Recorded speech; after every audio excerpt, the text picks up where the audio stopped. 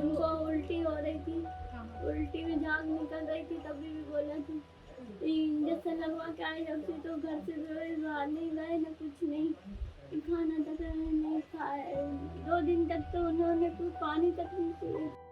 45-year-old daily wage laborer Deepak Marvi was a participant in the Covaxin trial held at People's Hospital in Bhopal, in India's central state of Madhya Pradesh.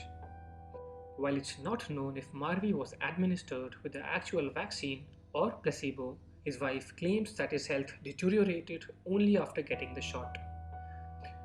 However, a press release by Bharat Biotech, the company developing the vaccine, says that the death was unrelated to the dosing given during the study.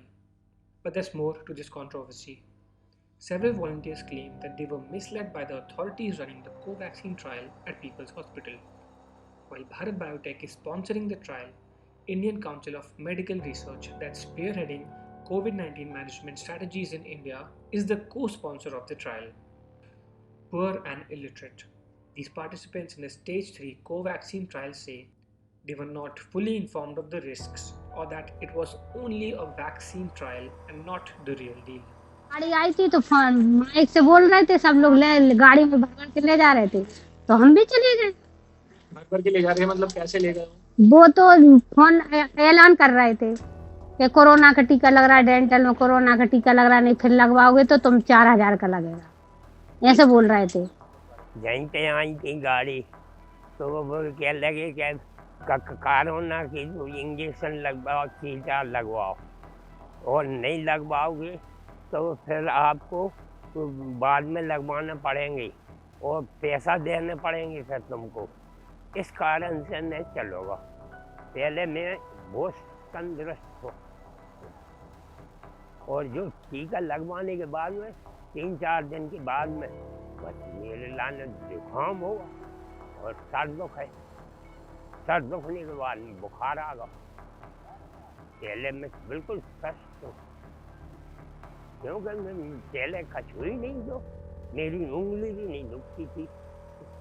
The 750 rupees amount which was being given to participants of Covaxin trial at People's Hospital further motivated poor people to join the trial.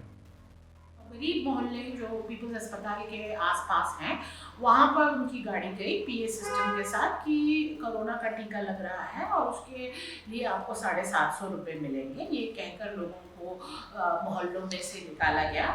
और जब वो अस्पताल पहुँचे तो उनका कुछ registration हुआ, शायद उनका ब्लड सैम्पलिंग, RT-PCR सैम्पलिंग हुआ, और उसके बाद आई थिंक कुछ इनिशियल काउंसलिंग देके उनको टीका लगाया गया।